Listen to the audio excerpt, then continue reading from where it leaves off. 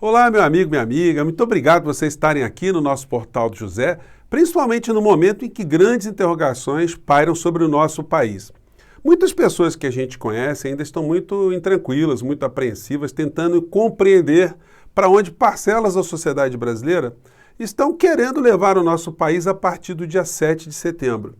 Existe um país real que essas pessoas estão enxergando ou será que elas estão vivendo num mundo paralelo? Nós estamos diante de uma parcela da população que está sofrendo de uma amnésia coletiva. E os líderes ou falsos líderes que essas pessoas estão seguindo? Eles falam a verdade?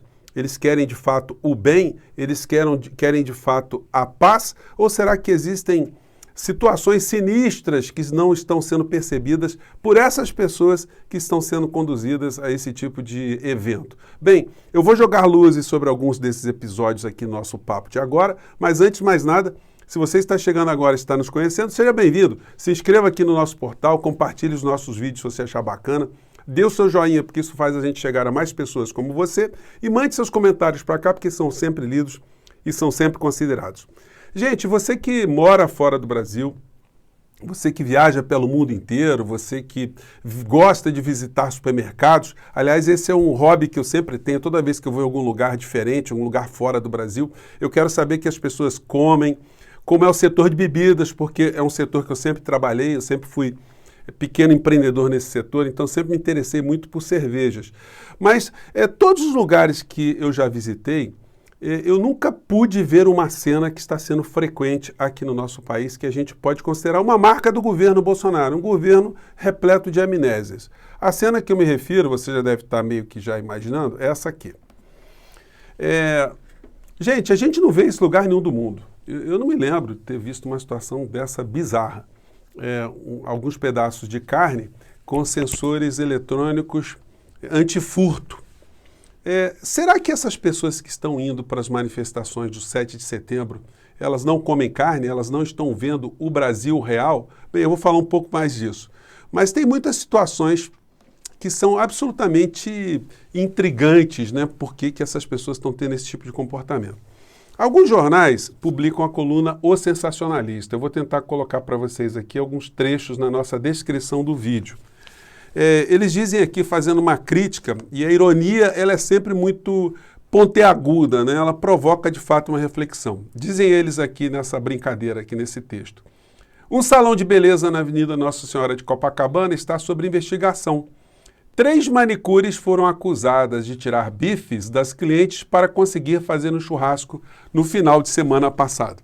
Bem, essa brincadeira deles, de fato, mostra que a realidade que nós temos no nosso país é essa aqui. Os jornais econômicos, os cadernos de economia, melhor dizendo, dizem: efeito cascata.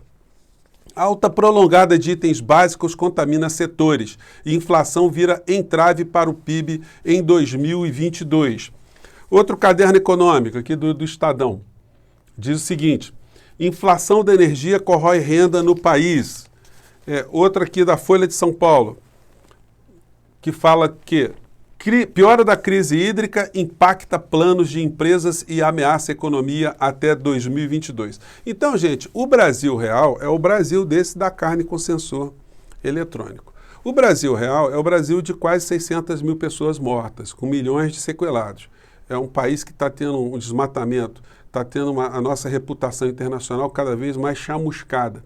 É um país que não protege os seus indígenas. É um país que não tem projeto de educação, de saneamento básico, de habitação, absolutamente nada. Nós temos um presidente da República que nunca estudou nenhum assunto aqui no nosso país, porque ele vivia naquele mundinho dele de colocar os filhos todos na política e de ganhar dinheiro, roubando dinheiro dos seus assessores. É o que está sendo colocado todos os dias e, infelizmente, a grande mídia nunca deu tanta ênfase a esses assuntos, como também nunca deu muita ênfase em mostrar que o presidente da República é o principal responsável pela não condução de políticas públicas para conter esse morticínio aqui no nosso país.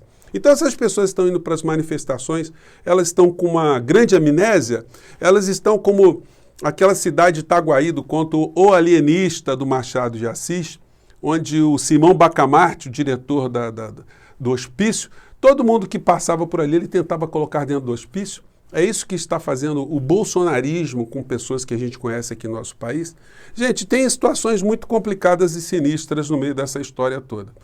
Aqui no Brasil, a gente está vivenciando uma situação muito interessante, né? Interessante não, mas complicada, e que foi colocada pelo professor Ronilson Pacheco, que é esse aqui que está atrás de mim, na fotografia. O Ronilson Pacheco é pastor, teólogo, ele vive em Nova York, é professor adjunto do Manhattan College.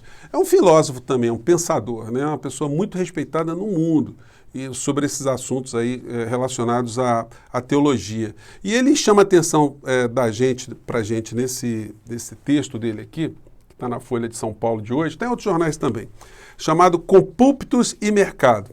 Ele nos lembra que o teólogo e historiador Fábio Pi tem popularizado no Brasil a categoria de cristofascismo, no qual identifica o grupo cristão que, integrando-se ao governo Bolsonaro diretamente ou dando-lhe apoio incondicional, fortalece o seu discurso na religião e uma teologia do domínio como escudo para o seu caráter autoritário. E no texto dele aqui, ele vai lembrando que na Alemanha nazista, o Hitler também se utilizou do cristianismo, né, de pensamentos cristãos para justificar aquilo, o terror que estava sendo implementado pelo Estado alemão. E o que está acontecendo hoje no Brasil é essa espécie de cristofascismo com picaretagem também envolvido no meio dessa história toda. Tem muitas situações, gente, quando o governo Bolsonaro passar, que vão merecer lupas para a gente identificar o real interesse de alguns personagens. Eu me refiro especificamente a essa criatura aqui, ao Silas Malafaia. Não posso nem mais chamar de pastor, porque a única coisa que ele não faz é falar de religião. É um homem que está envolvido com a política, é uma espécie de Rasputin do Bolsonaro. É o orientador jurídico, espiritual e político do Bolsonaro. E o incrível é o seguinte, essa criatura anda de carona nas aeronaves da Presidência da República para fazer sabe Deus lá o quê, né? O que a gente vê na prática é essa promiscuidade, uma coisa absolutamente indevida de uma pessoa que não tem nada a ver com o Poder Executivo, em cerimônias oficiais, usando a palavra. Vamos acompanhar aqui esse trecho aqui. Ouviremos o pastor Silas Malafaia. Eu queria fortalecer uma verdade. Supremo poder é o povo. Então, gente, é uma coisa absolutamente imprópria, ilegítima, né? Ilegal, porque isso fere o princípio da probidade. Agora, nós estamos falando de quem? De uma pessoa que tem um perfil moral absolutamente admirável. Eu já coloquei várias imagens para vocês aqui, mas para quem está chegando agora e não conhece, é legal a gente mostrar para vocês saberem de quem é que a gente está falando. Esse aqui é o senhor Silas, tentando arrancar dinheiro de uma forma muito sui generis, utilizando a Bíblia de uma forma indevida. Para doar uma oferta acima de R$10.000 para receber uma colheita incontável, igual a essa de 1 Reis, capítulo 18, a partir do versículo 30. Eles semearam a coisa mais preciosa. Gente, é uma sacanagem, né? Pega versículo bíblico, se você vai analisar o versículo, não tem nada a ver com o negócio de pedir grana. Só que o fiel não vai ficar conferindo ali, não vai fazer uma interpretação, né, melhor do que a do pastor a quem ele segue, né? Aí vamos pegar mais um trechinho aqui. Preciosa que tinha no tempo da seca, que era a água. E Deus mandou uma chuva. Ninguém tem como contar a quantidade de chuva. Assim seja com você. Uma segunda palavra profética para uma semeadura. Uma semeadura para quem quer, para quem pode e para quem se sentir tocado e para quem crer. 10 pessoas com uma oferta de R$10.000 para receber uma colheita. É uma semeadura, né? Mas é mais dura do que a semeia no meio dessa história toda, né? 10 pessoas para cada um arrumar R$10.000, gente. Olha, eu vou falar uma coisa para vocês. E aqui o pastor dando a fórmula, né, milagrosa para conseguir a sua casa própria. Ele que estava lá na inauguração de casa, verde e amarela, fazendo discurso lá a favor do Bolsonaro. Vamos ver o trecho aqui. Por favor. Então, eu vou te dar uma dica. Você vai pegar 30% do que você ganha em um mês. Mas estou desempregado. Alguém te ajuda? O mês que você recebeu uma ajuda? Então, Você vai pegar de um mês. Por exemplo, aí em abril, pastor, eu estou vendo de favor, estou desempregado, eu fiz uns biscates, recebi R$300. Ok. Então, a tua semente vai ser R$90 para um ano. Entendeu? Você vai pegar 30%. Olha, você pode estar desempregado, você pode estar morando na barraca, na praça, você pode estar no seu inferno. Ele está te dando uma dica, ele é muito bacana para você pegar alguma forma e dar para a igreja dele. Então, são essas pessoas que estão conduzindo outras tantas para as manifestações de 7 de setembro. Isso, de fato, cria algumas interrogações na nossa cabeça o tempo todo. Hoje tem uma coluna muito interessante da Dorit Hazarin. Eu vou tentar colocar alguns trechos, gente, porque não dá para colocar tudo aqui, né? E eu tenho certeza que ela não vai ficar chateada, porque é uma homenagem a ela. Ela lembra pra gente isso que eu tenho falado aqui, que grande parcela da sociedade brasileira parece estar vivendo na amnésia. E os grandes veículos de comunicação têm uma grande responsabilidade, porque eles nunca jogaram luzes, né, como deveriam, sobre a vida do presidente, quem é essa figura, se ele tem moral, se ele não tem, se ele diz a verdade, se ele não tem. E ela diz o seguinte: pode-se facilmente perdoar uma criança que tem medo do escuro. A verdadeira tragédia da vida é quando homens têm medo da luz. Olha que frase, né? Essa frase, inclusive, é atribuída a Platão, como ela bem lembra aqui no texto dela. Num outro trecho também que eu acho muito bacana, ela diz o seguinte: qualquer pessoa ensina um grande poeta do século passado, pode aprender a pensar, a acreditar, a saber, mas nenhum ser humano pode ser ensinado a sentir. Por quê? Porque sempre que você pensa ou crê ou aprende algo, você é a soma de muitas outras pessoas. No momento de sentir, você é apenas quem você é. Será que Jair Bolsonaro sabe quem ele é? Pois bem, a gente sabe que ele está apoiado por muitas criaturas que estão ganhando muito dinheiro para todos os lados, né? Uma das matérias que está hoje na Folha de São Paulo mostra esses fatos aqui. Militares que comandam estatais acumulam até R$260 mil em salários por mês. Então vocês acham que esses caras aqui estão preocupados com carne lá, com sensor eletrônico? Os jornais tentam fazer um pouco de meia-culpa, mas já passou da conta, né? Eu tenho falado para vocês durante meses como existe uma promiscuidade entre os grandes veículos de comunicação ao se omitirem em relação a esse personagem que é o presidente da República. O editorial do Globo hoje diz: será preciso ter responsabilidade no 7 de setembro. Bom, ainda dentro desse cristofascismo e da picaretagem para cima e para baixo, a gente vai ver nas convocações para o 7 de setembro. Uma que me chamou a atenção foi do bispo Marcelo Crivella, sobrinho do bispo Macedo, também apoiando o Bolsonaro. Obviamente a cena não está mostrando, mas ele está com uma tornozeleira eletrônica, porque ele está respondendo processo por crimes de corrupção passiva, evasão de divisas e, mais do que isso, está com passaporte apreendido numa situação humilhante, porque Bolsonaro tentou indicá-lo para ser embaixador na África do Sul e os sul-africanos estão querendo ver o Crivella longe. Vá de retro, Satanás. Mas ele está fazendo um discurso muito manso aqui, né, para o 7 de setembro. Vamos acompanhar aqui esse trecho. Você ir às ruas para defender a nossa democracia e também orar pelo nosso Brasil e pelo nosso presidente da República, Jair Bolsonaro, que está enfrentando lutas tremendas. É um homem que defende a vida, é um homem que defende a família, é um homem que crê em Deus e que precisa da nossa oração. Olha, eu só peço uma coisa a vocês: precisa ser de paz. A nossa manifestação não pode ter ódio, porque o ódio não constrói, só... Gente, é um hipócrita, com todo respeito, né, a qualquer religioso, mas vou falar uma coisa para vocês: tem uma coisa mais sórdida do que esse tipo de papel. É o discurso mentiroso. Se tem uma coisa que essas pessoas que estão indo para as ruas não querem, é paz. O discurso, de uma maneira geral, o discurso de ódio. As pessoas estavam querendo banir comunistas, expulsar comunistas do Brasil, perseguir as pessoas que pensam de forma contrária, colocar na ponta da praia, como o Bolsonaro diz, disseminar a venda de armas para todos os lados, de fuzis. Então, qual é a paz que essas pessoas querem?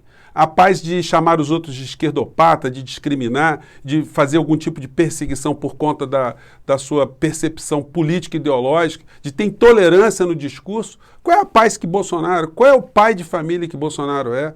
Qual é o líder moral que essa gente está seguindo, senão de uma forma absolutamente pervertida, de uma forma picareta mesmo, né, gente? E ontem, para sublinhar o perfil da criatura do presidente da República, eu tinha dito o seguinte, que será que ele iria lá no encontro dos conservadores? Ele foi, mas ele é o presidente do nosso país. E do que ele está falando? Aí nós vamos ver aqui o presidente se ocupando em futrica, envolvendo a sexualidade das pessoas. É a única coisa que ele sabe fazer. Impressiona como é que tem gente que ainda acredita nessa criatura. Vamos ver esse trecho aqui, porque eu queria observar uma coisa com vocês. Vamos lá. Ele começou a se interessar pela pauta LGBT. Esse gordinho nunca me enganou. Ele está falando aqui do Rodrigo Maia, que falou que o Bolsonaro é um gay enrustido. E é interessante o seguinte, ele fala disso e a plateia vai se levantar. As pessoas se levantam para aplaudir o Bolsonaro em pé. Olha lá. Olhem o nível que chega a política.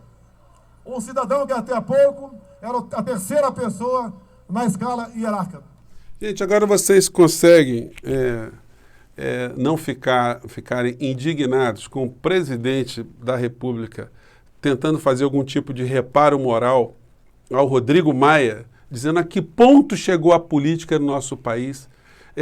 O Bolsonaro, que é o mais desbocado em toda a história planetária. Nós nunca vimos nenhum presidente em nenhum lugar ser uma pessoa tão baixo nível, falar tantas besteiras, ser tão agressivo, dizer tantos palavrões como presidente brasileiro, e ele tentando aqui fazer algum tipo de reparo ao Rodrigo Maia, que também merece todo tipo de crítica, porque o Rodrigo Maia é um dos responsáveis por esse genocídio aqui no nosso país, porque também não colocou o processo de impeachment para andar. Agora não adianta ficar posando de bom mocinho não, porque a história está registrada, está registrada na história essa participação omissiva também para que a pauta econômica transcorresse aqui no nosso país, enquanto outras tantas pessoas estavam morrendo. Essa gente toda, gente, eles vão receber os holofotes. O processo vai chegar a muitas dessas pessoas. Muitas vão se ver às voltas ali de ficarem presas durante um bom período. E muitos que ainda não estão tendo essa noção estão entrando nessa canoa furada junto com essas figuras picaretas do mundo religioso, mundo empresarial, mundo midiático e mundo financeiro. Mas nós vamos ultrapassar essa história, gente. Nós certamente vamos construir um país muito melhor depois que a gente identificar todas essas situações para que elas nunca mais se repitam aqui no nosso país. Por enquanto eu vou ficando por aqui. Muito obrigado por você estar aqui no nosso portal. Obrigado por você estar ajudando o nosso portal a crescer tanto. E a gente volta no nosso próximo encontro. Gente, um grande abraço. Tchau.